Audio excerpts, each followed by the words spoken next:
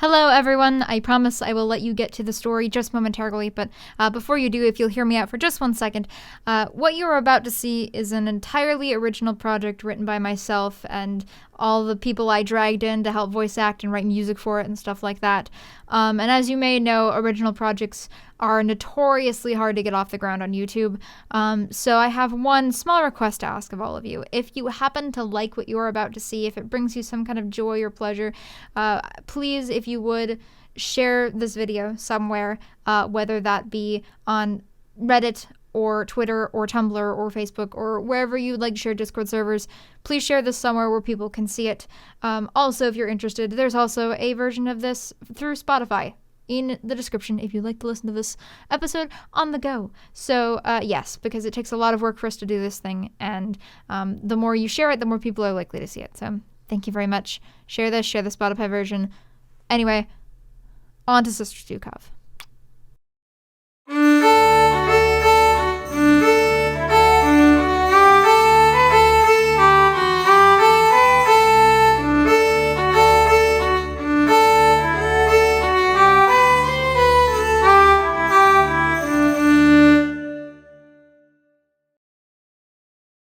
The mayor detested the city. It was crowded, confusing, and most of all, he was simply scared to death of it. He thanked the land with every step he took that he was merely the head of a small hamlet where affairs were simple and he knew everyone's name. Here, the multitude of faces he passed blended together into a thick stew, and he nearly tripped over the uneven cobblestones many a time as he tried to make sense of it all. At least this street, with its thin road and narrow buildings, was a little quieter, though he did not like the look those youths in the alleyway were giving him. They appeared hungry and lean, like sharks covered in scars and leather. Luckily, the mayor had to cross the street then, and cross it he did, very quickly. According to the address he'd been given, this was the right building. It leaned slightly downhill, the brown bricks weathered from the sun and rain. This was the establishment containing the Dukhov agency? The best, for its price, hunter in the south of Erin?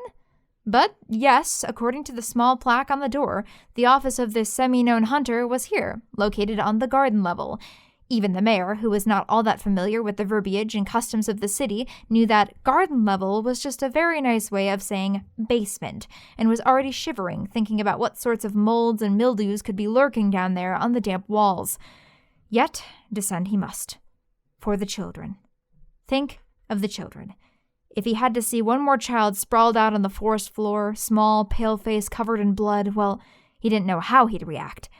He took a deep breath and followed the stone steps downward to the door below. Over the aperture was a small sign, which read, in an untidy scrawl, "Hunter of fair folk, curses, werebeasts, etc. Do not work for exposure, shove off." The small amount of coin in his pocket seemed lighter than it had been before. He hoped it would be enough. Before he could think about it too hard, the mayor reached out and pushed on the door, thrusting his way inward. Inside it was dark and slightly stuffy, with only a few oil lamps here or there to keep the room lit.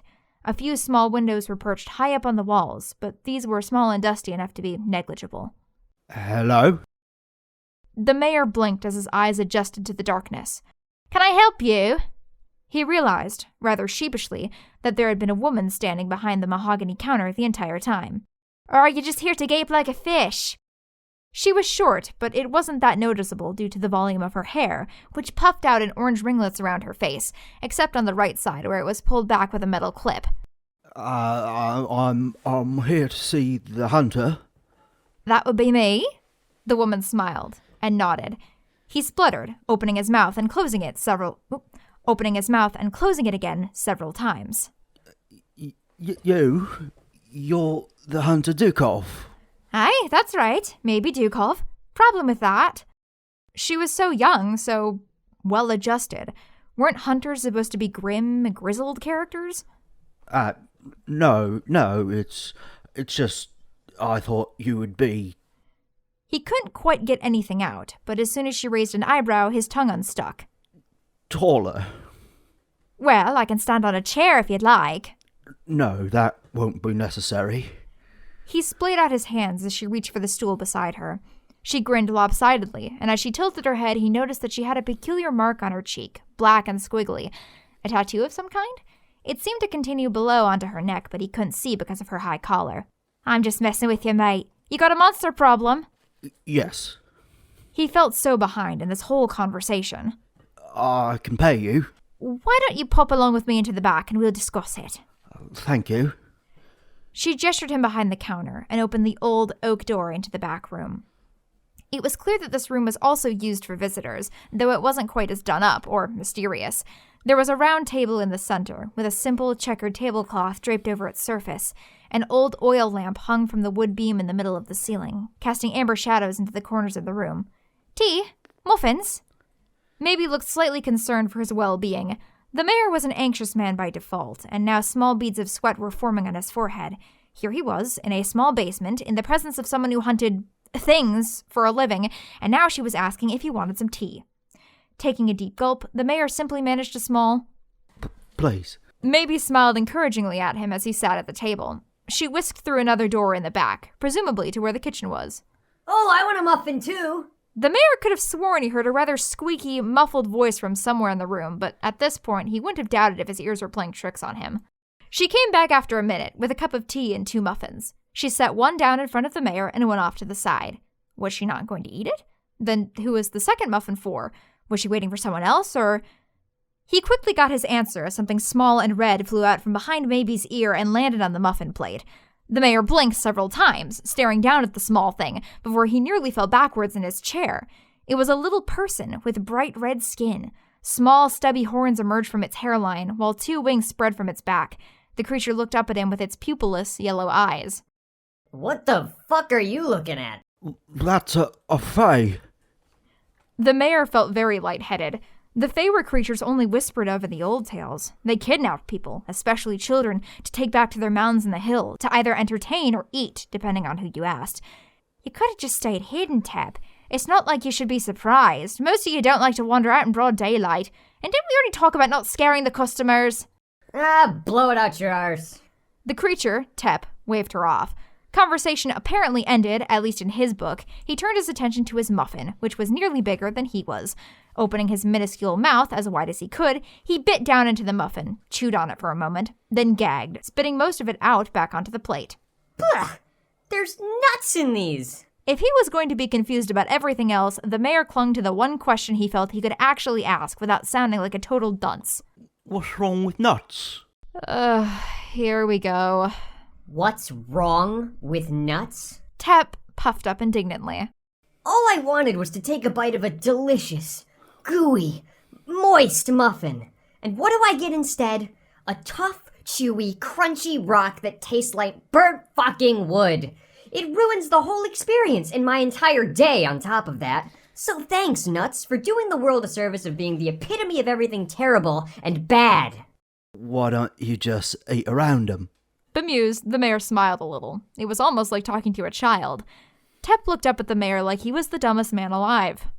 4 inches tall, fuck nuts. Easier said than done when each one's the size of a damn boulder. Tep, I'm trying to do business. Shut up and eat your muffin or I won't be able to afford it anymore.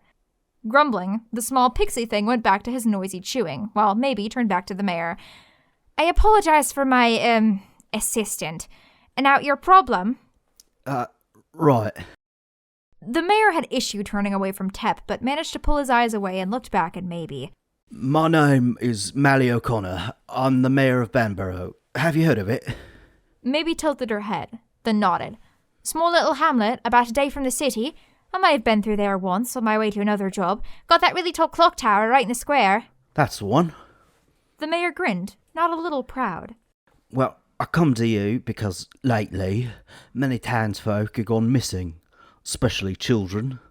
They wander off to the woods to play and, well, in the last few weeks, several of them haven't returned. Next day or so, we find their little bodies, cold as ice, at the edge of the trees. The woods are dangerous. How do you know it ain't some predator snatching them, like a wolf or a bear? Because me brother Thomas has seen it, a shadow in the woods right after we found the last body, bigger than any bear you've ever seen. Sighing, Maibe looked upwards for a moment. How many times had she heard this story? Did you notice anything else about it? Any discerning features? It vanished beneath the heather before he could see anything clearly. Please, The townsfolk and I, we put together a collection. It's not much, but we're so afraid. We're dying, Miss Dukhov. Something's hunting us, and I don't know where else to go but hunter. How much? 100 jack, Mum. And you've got transport? Our carriage is set to take me back tomorrow. Tep, who had up until this point been occupied with the muffin, looked up at her in horror. 100 jack? That's not enough to buy a week's worth of whiskey! Maybe, are you really gonna... All right, I'll come out to look. But if it really is a bear, you're on your own, square? The mayor gulped, looking relieved. Aye, square. Very square. I don't know how I can ever repay you. You can repay us by giving me the window seat. No way I'm sitting between you cows on 2 legs. The mayor stood at Maibe's suggestion. Like everyone, he had quickly learned to ignore the groans of the small imp on the table. He clutched his handkerchief, now covered in sweat from his brow and 1 or 2 stray tears from his cheeks. I'll bring the carriage round in the morning. 9 o'clock? That'll be just fine. Maibe led him out of the parlor, nodding as he blabbered further about his gratitude. When she returned, she tried her hardest to avoid meeting Tep's gaze. Sorry, had a spare bit of nut stuck in my throat. Which is exactly what you are. The biggest nut I've ever met. We don't do this out of the kindness of our hearts, you know. She sat back down at the table, running her finger over the checked patterns on its surface. I'm well aware, but that last job brought us enough to get by for a while, and those puppy eyes of his were making me wee heartache. Besides, Ide would have killed me if I hadn't agreed to help. Your sister's even more of a bleeding heart than you are. Scoffing, Tep crossed his arms over his chest. Maibe offered her hand, and reluctantly he scrambled on top of it, holding tight to her finger as she lifted him up closer to her. I wish she was here right now to talk some sense into you blighter. What if she gets back before you do? I'll leave her a note. Knowing her, she'll probably catch up. Now let's turn in early, eh? We've got a long couple of days ahead of us. The carriage had been bumping down the unkempt road for nearly 10 hours now, and the mayor was feeling a wee bit queasy.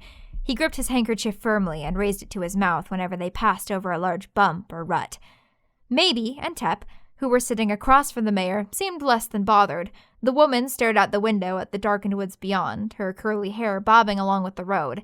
In contrast, the imp had been staring at the mayor from his perch on Maibe's shoulder for the last 10 minutes. It was making the said official very uncomfortable. Hey, Maibe, wanna make bets? I say Chubb's here will puke in the next 10 minutes, what about you? I beg your pardon? Shaking her head, Maibe flicked Tep off of her shoulder with a gloved hand. He can't hear you, you know, and it's not polite to stare. But, I'll say 15. The mayor started laughing suddenly, and Maibe and Tep paused to look over at him. And just what the flaming ballsacks are you laughing at? Nothing, it's just hard to believe that you two are hunters at all, let alone the Dukhov I keep hearing about. I mean, he's 4 inches small, and you look like you could be crushed by an overweight dog. Well, Maibe crossed her arms over her chest, while Tep flopped back on the seat, cackling hysterically. Ah, overweight dog. Well, it's not all about Ron, you know, this hunting business. We don't hunt simple animals. Wait. What about the time with the possessed donkey? For the most part, if you'll let me finish. For us, it's more about the cunning and the knowledge. Most of the beasties we deal with are more dangerous than a person, or a wolf or a bear, and most of them aren't polite enough to knock on the door and announce themselves, so it's our job to figure out what we're dealing with and how to make it go away. So, what do you think about our monster, then? The two glanced at each other, hesitating, but Tep nodded and Maibe turned back to the mayor. We haven't been given much yet, but we've got a few ideas. Such as? They're taking the women and children. Do you think it could be the Fae? Not a chance. Tep frowned at the word. You found bodies? Yeah, the Fae don't leave those. Either you turn up alive several months later, or you don't turn up at all. Putting a hand to his chin, the mayor nodded in thought. I suppose you'd know. Would you stop that? Tep suddenly stood on the seat, the small red glow he emitted growing brighter. I beg your pardon? Calling me a Fae. I'm not one, you know. I apologise, my lad. I had no idea. It's easy to get mixed up. Tep is what we call an esprit. He's what happens when a Fae leaves their realm. So, as you can see, he's a little bitter. No shit. Tep sat down again, crossing his arms and legs. Anyway, we know it's not a fae, or an esprit for that matter. As I'm sure you can guess, they're not the most subtle of creatures. You're not the most subtle of creatures. Tep, that's not even an insult. Beyond that, there's a couple of things we can cross off the list. Vampires don't usually hunt in the woods, and you don't seem like the type to make enemies, so a curse is doubtful. Beyond that, we won't really know until we examine the bodies, talk to some people. Gulping, the mayor pulled at his collar. You look at the bodies.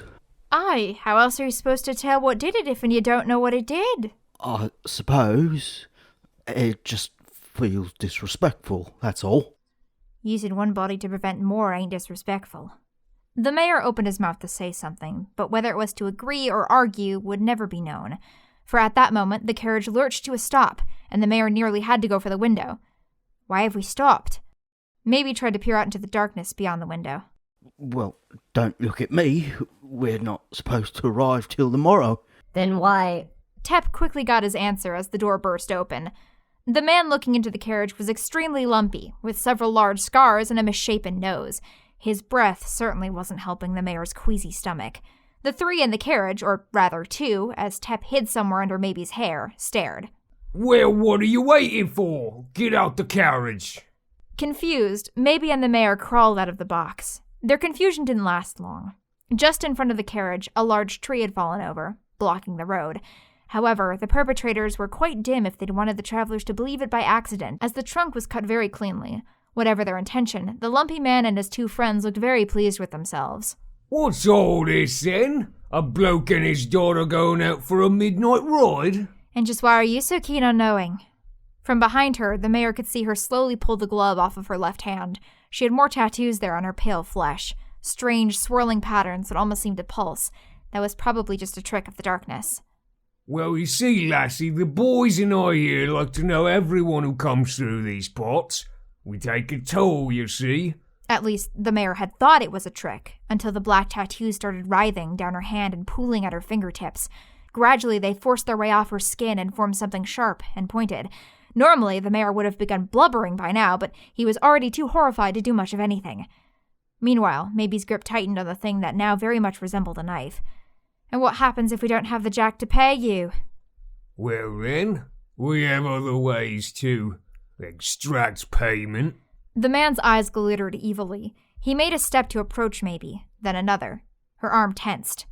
Suddenly, with a scream, one of the other men was abruptly yanked to the trees. The lumpy man turned drunkenly on his heel, caught off guard. Nels? He turned again, only to see the third man meet the same fate.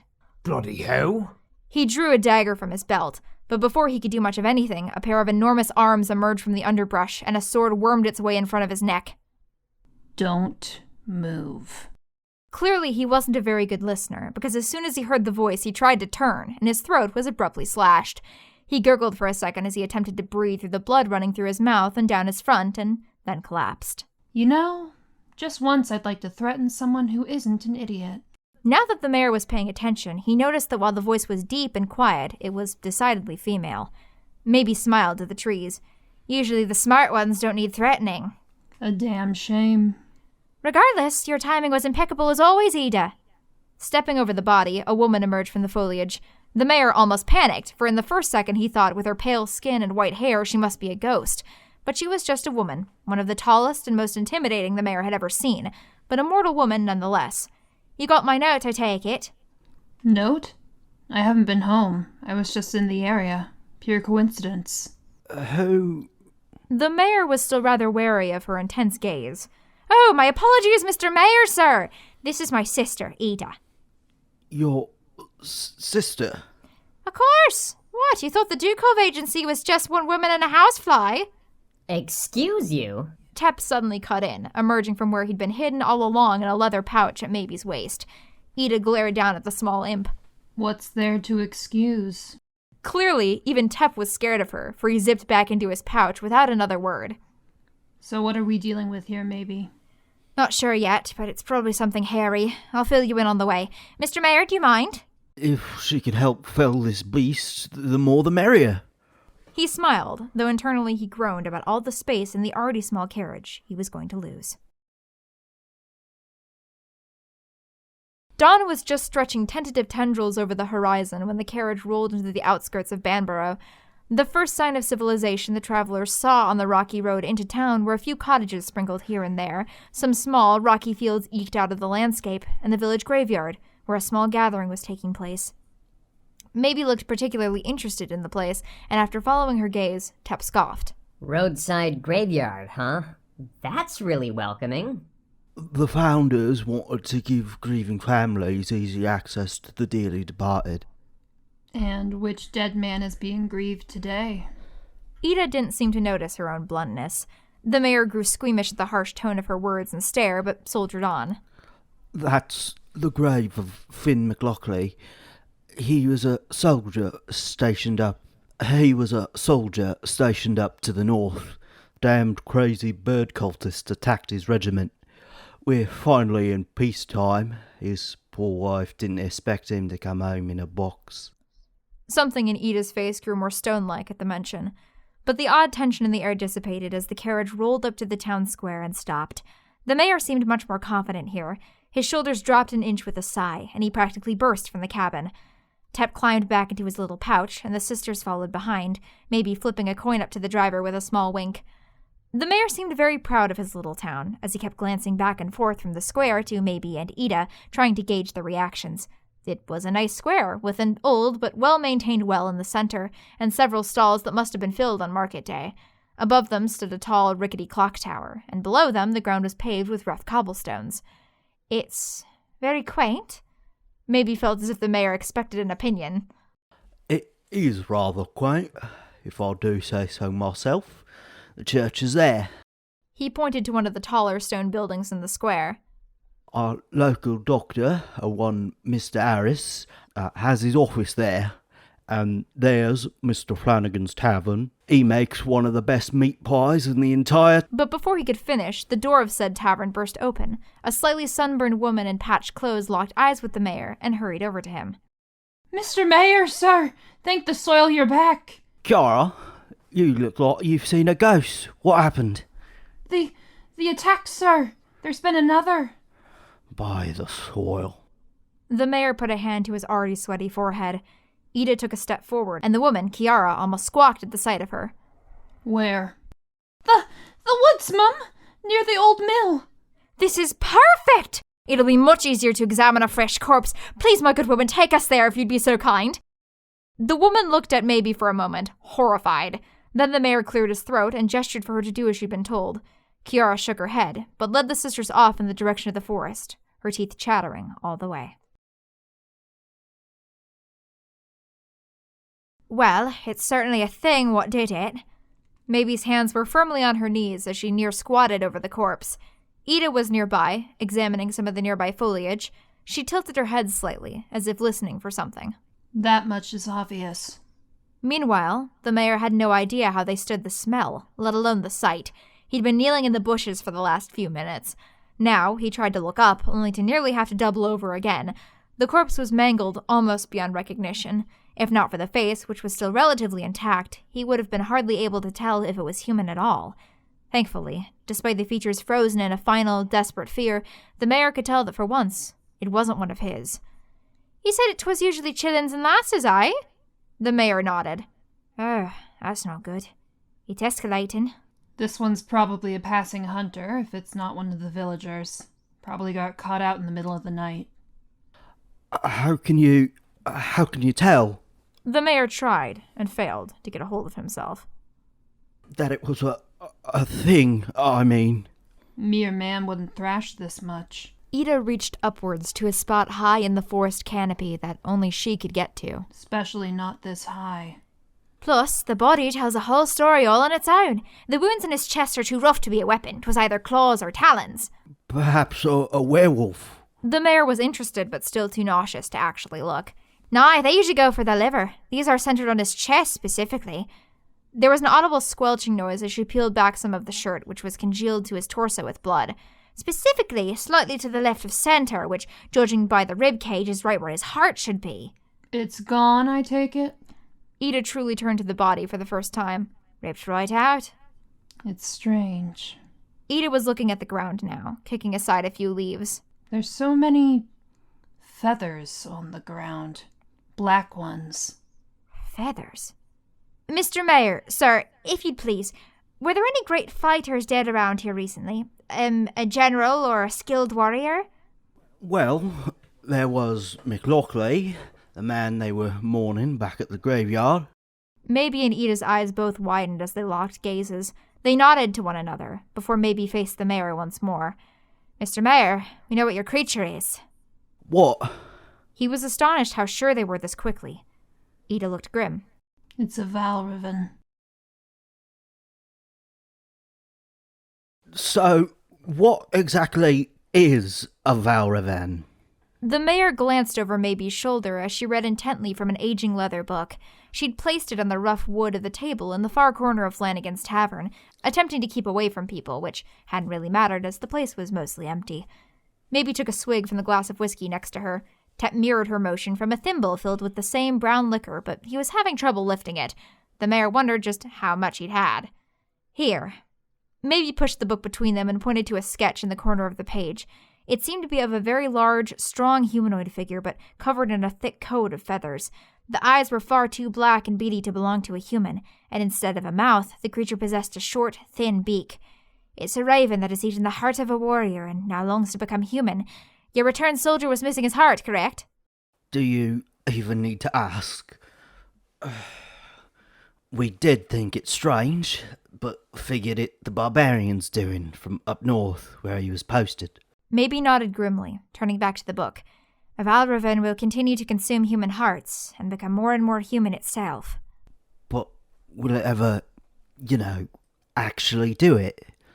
Become human? Who's to say? Maibe shrugged, her gaze oddly long and penetrating. My guess is no, but I've never known one to get that far before it's put down. The mayor took all this in. He knew there were horrible beasts and monsters out there. Everyone did. But to actually see the work of and know about one was something else entirely. So, how do you put one down, if you don't mind me asking? We have to bait it first. You got pigs around here, right? You're not going to... Those pigs are the town folks' livelihood.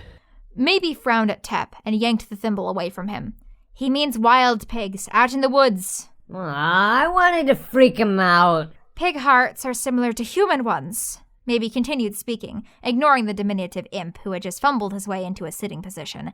So we're going to bait it to a secluded location. Most natural beasts have a weakness to silver, so if it hasn't gotten too strong yet, Ide's sword should do the job. And if it has gotten too strong, I mean. There are other ways, which we are keeping in mind, but I don't want to say too much.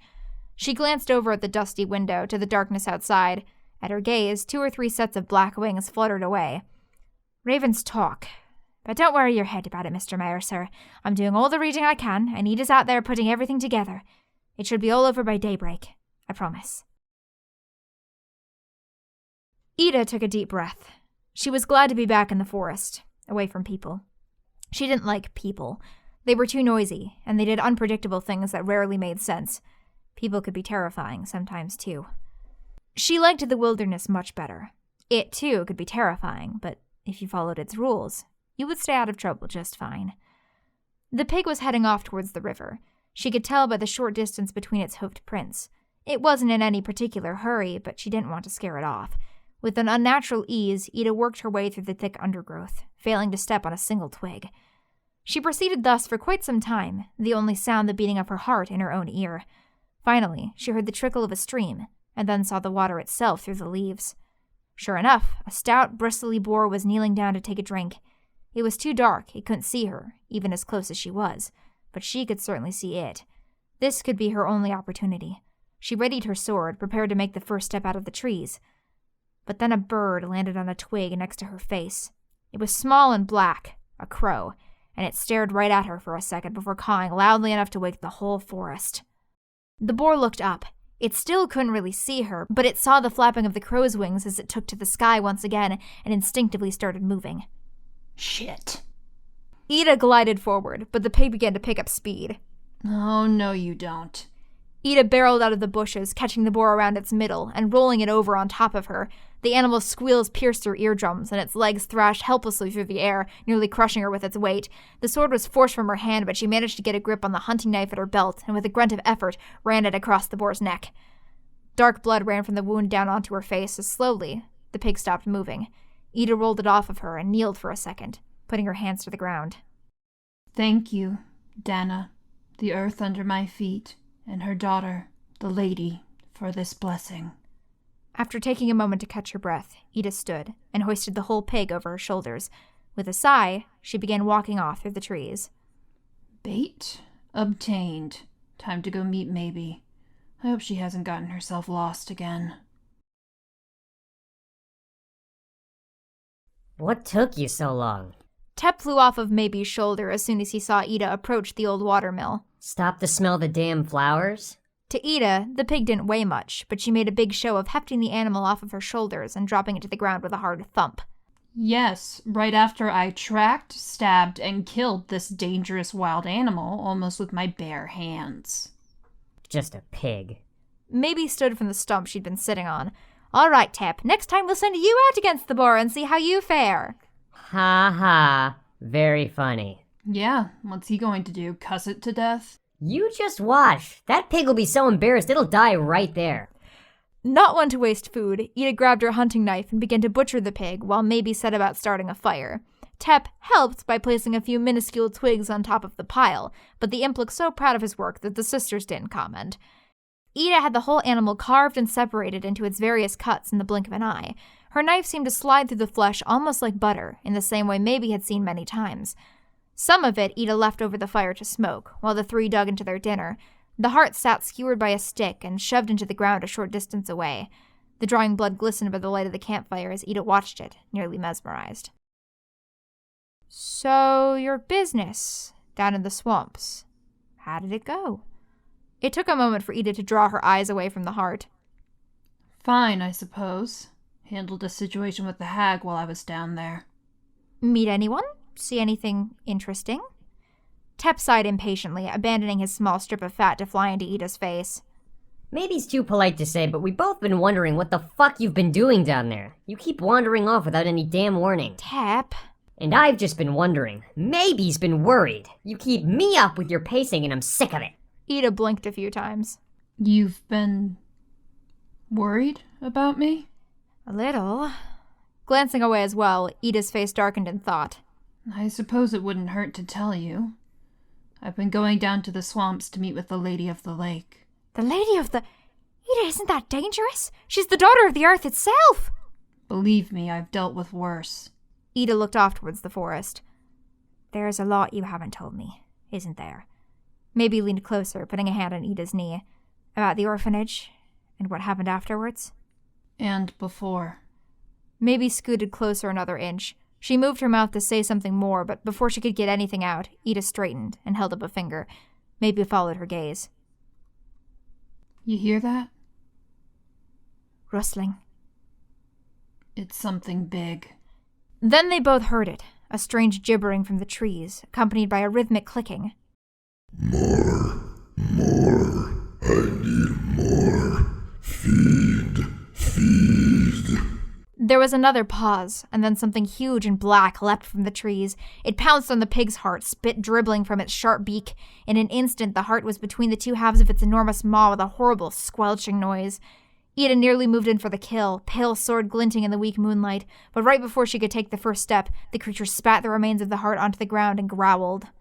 Not human. Need human. Need. It was at that instant that it noticed the sisters' presence. It glanced back and forth between them, one on each side. Come to kill. Its beady, black eyes fixed on Ida's blade. Unfortunately, yes. Sorry, mate, you've been killing folks. Them's the breaks. The Valravn simply laughed, half a caw and half a gargle. Will not have grown too strong. As if to demonstrate, it pounced to the right, seeing that Maibe was unarmed, but at the last second, she was gone, dodged to the side as if she had disappeared. Once again, the tattoos on her hands seemed to squirm, and from them emerged a long, thin blade, seemingly similar in composition to Ida's. She stabbed it into the thing's back, and the flesh around the wound smoked as it burned. The Valravn turned back to her, and despite the beak, somehow managed to grin as it flexed so hard it broke the blade clean off. It splintered away, turning oddly black before floating back over to Maibe. By this time, Ide had closed the distance between herself and the creature, and had engaged it herself. So silver's not working. Ide narrowly avoided a swipe from its talons. Is there another plan? Well, there's one. And what's that?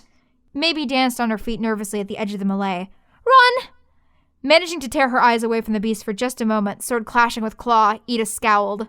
Maybe, don't you dare. Maibe's eyes darted back and forth between her and the trees. I'm sorry, sis. Don't you run away! Not again! Ide blinked, but Maibe was already gone. Shit. Her silver sword wasn't working. The Valravn had already become too strong, too human, and it really was strong, almost more so than she was. If she had to fight for much longer, there was no way she would survive. Shit! She gave one last push at the monster, but it was no use. The distant whispering in Ide's ears grew louder, more persistent, and behind it was laughter. Had she really thought that she could trust Maibe, after she'd left her to die once before? If she would have gotten a chance, she never would have made that mistake again. She could have lived with her fate, if it had just ended right there. But unfortunately, right at that moment, a small boy with a dirty face scrambled out of the trees. He didn't even see the monster until he rammed right into it. The creature turned away from Ide, and upon seeing the young boy frozen in terror, its beady eyes grew wide. Human, feed. It grabbed the child by his shoulders to pick him up. No! Ide desperately stretched out a hand. But then, something unusual happened. The child began to melt, drip away into a black goo that flew purposefully towards the trees, until all that was left was a tiny red imp clutching something to his chest. Eat Ravenheart, you fugly bastard! Tep threw the small object into the Valravn's gaping maw. The creature paused, then screamed out a horrific caw as its flesh burned. A cloud of steam rose up around it, and Ide shielded her eyes. Well, I'm certainly glad that worked. Blinking through the steam, Ide shook her head. Maybe? And Tep? Was that an illusion? How did you... What, did you really think I was going to run away? I already did that once. I don't plan on doing it again. Why didn't you tell me? I hate to say it, but you're not the best actress, and the Valravn needed to be convinced. I'm still mad you used me as the bait. Tep crossed his arms from his place on Maibe's shoulder. That thing's breath was like a leprechaun's armpit. What was that? Shaking her head, Maibe pulled her glove back on as she followed Ida's gaze down to her arm. With a caw and a disgruntled fluttering of wings, a small raven emerged from the steam and flew off into the night. After watching it for a moment, Maibe finally met Ida's gaze. Just another one of the gifts the orphanage gave me. Ida's chest tightened. There's a lot you haven't told me too, isn't there? There always is.